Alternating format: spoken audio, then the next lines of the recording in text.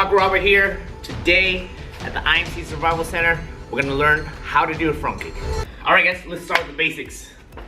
Starting your fighting stance here. We're gonna start just with the chamber. This is where you bring your knee up, and this is the first step to throwing your front kick. From this angle, knee up. As we extend out, the second part is the actual kick. Third part, bringing you back, the recoil. Okay, so we have the chamber, the kick, and the recoil. Now, there's gonna be a very specific way that we throw this front kick. We're not just gonna snap it out there like that, right? Now, that is fast, but what we're going for is an explosive kick, right? So to do that, we're gonna work on something called lockout. So after we chamber, right, at this point, your leg is relaxed, your muscles are relaxed. This ensures your speed. Now, as we throw it right before your leg fully extends, we're gonna flex your thigh muscles here, boom, right? So you get a nice explosive kick because we're going from a relaxed state to a very tense state, right? Boom, right after, we relax it again, bring it back for the recoil, okay? So again, you chamber the leg, nice and relaxed.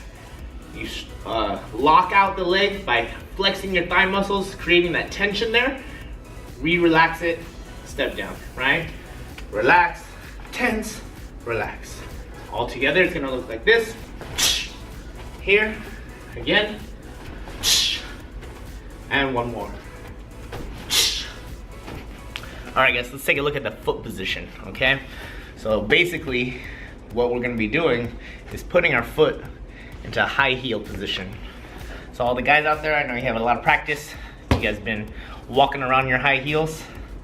Got that extra job on the weekend. I know they'll be calling you cinnamon out there. Here's the position we're gonna go. We're gonna flex our foot forward. See how the toes pointed? Now if we hit with the toes, that shit's gonna hurt. You don't wanna use that part, right? Pull those toes back and we're gonna hit with the ball of the foot, right? So a good way to just practice the foot position, get it into this position, learn how to flex your ankle forward and pull the toes back, right? So we can still practice the same way, chambering the leg, locking it out, and recoiling, right? And just get used to throwing this, build it into your muscle memory, that this is a very simple way to throw the kick, okay? All right guys, go and watch a few times as I throw a few repetitions in the bag. Here, setting it up,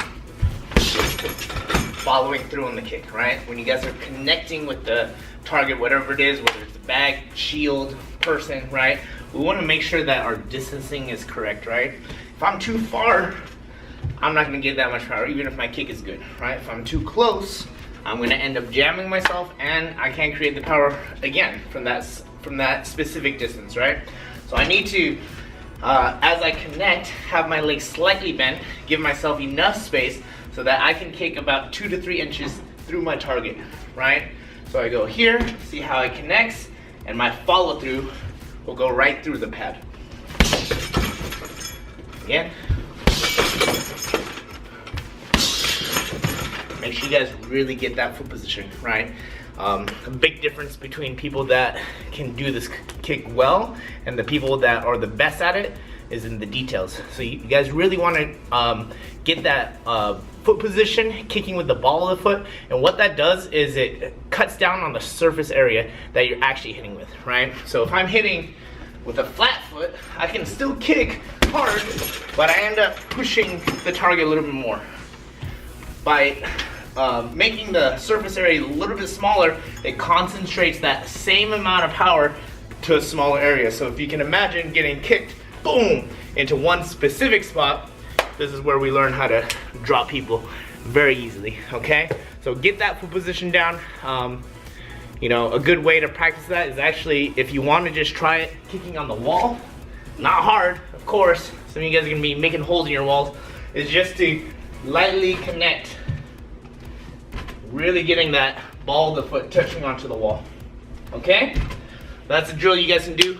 Remember, practice, practice, practice. That is how you're gonna make it perfect, okay? All right, guys, quick recap on the front kick for the details. We wanna make sure we're chambering, we're getting the lockout, and then getting the recoil, right? The chamber creates the power, the lockout creates the explosiveness and the follow through, and the recoil just makes sure that they can't grab the leg after you throw the kick, okay?